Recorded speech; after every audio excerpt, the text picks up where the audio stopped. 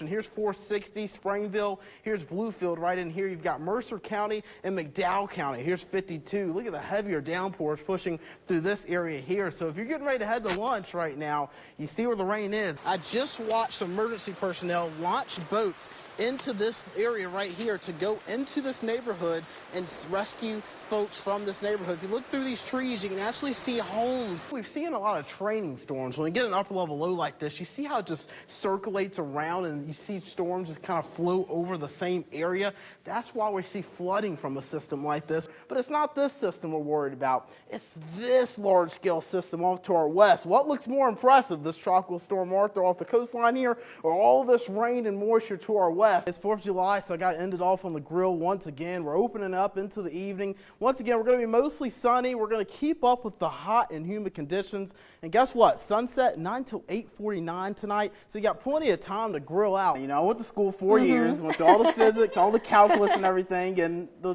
furry rodent gets, I get overshadowed by the rodent. Again, this is in Richlands off of Virginia Avenue on 1st Street. You can see the State Police Tactical Unit that is coming up with this family right now. They're trying to, looks like some very, like I said, some very dangerous situations going on here on the road, and let you guys watch this kind of unfold as they continue to push towards our area. We're seeing wind gusts up to 60 miles per hour with this storm, and again, with the trees being knocked down in Lewisburg, you already know the storm has a history. It's actually the metal framing of the car that keeps the lightning away from you. You just don't want your arm on the window or anything. You just want to rest in the car so the lightning can travel through the metal frame and back into the ground. But boy, it has just been a rough day in Oak Hill. We're talking some pretty severe flooding across that region. We still have a flash flood warning for Fayette County in that Oak Hill region. Multiple areas. We're talking high water and flooding reported on several roads in Oak Hill. In War, West Virginia, they're seeing some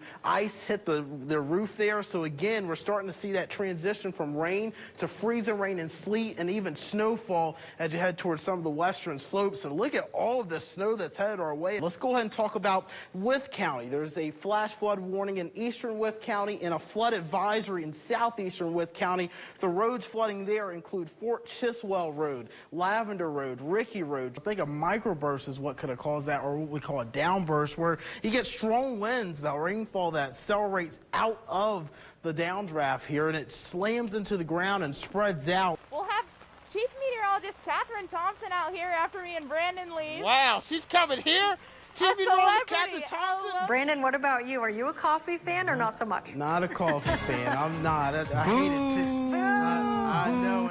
You know, Jill Croce and Josh, or at least Jill Croce always beats me up on in the morning. When we wake up early and I don't have coffee, not a big coffee fan. Well, listen, y'all probably aren't a fan of this rain either. It's pushing into most of our viewing area already. We're talking our southern counties right now, but you can see that moisture continuing to lift northwards. This is what's left of what was Tropical Storm Beta, the remnants of that system. But look off to our southwest. You see this heavier band of rain stretching through the North Carolina mountains here. National Weather Service down in North Carolina actually putting kind of a alert on this, talking about how they could see some heavy downpours across the southern Appalachians. Now, we could see some of that rainfall stretch into our area as we go into the overnight hours. So we'll have to kind of monitor that as you're waking up, getting ready to drive for your early morning commute. You want to give yourself extra time. So again, this is your excessive rainfall outlook. The yellow colors, again, is the higher threat for flooding. That's more south of us. But as we go into early Friday morning, and through the day on Friday, we'll see that flooding threat kind of increase into our area, but it is going to be a lower end threat. We're just under that marginal risk, which is actually the lowest threat on the scale in regards to excessive rainfall. So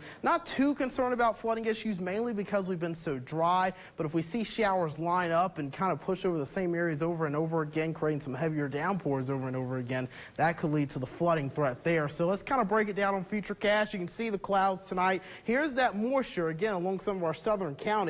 It'll lift further northwards towards the I-64 corridor throughout the rest of the night and into early Friday morning. And wow, look at some of these heavier downpours that could show up. I think this is mainly going to be confined along I-81 and south of Highway 460. So if you live in some of these southern counties, waking up for work, heading to school, make sure you give yourself extra time so you don't have to run into any of these heavier downpours and trying to rush and drive and stuff like that. Could be dangerous, but look at how it just continues throughout the day on Friday. It lines up throughout the afternoon, just those downpours possible throughout that same area. That's where the flooding risk comes in. But again, as we go into the evening tomorrow, maybe you're going to a Friday night football game. I know those games trains are on general admission. Parents, grandparents, really the only ones allowed to come to most of those games. But make sure you have the rain gear. This is 8 o'clock. We're still seeing some spotty showers. The temperatures will only be in the 50s. So that's pretty much a look at your futurecast throughout Friday. But look at Saturday. We begin to kind of dry out a little bit. We see a few more clouds still kind of sticking around, with a little bit more sunshine into your Saturday, and good news, your Sunday, we're going to see that as well. So cloudy and rainy tonight.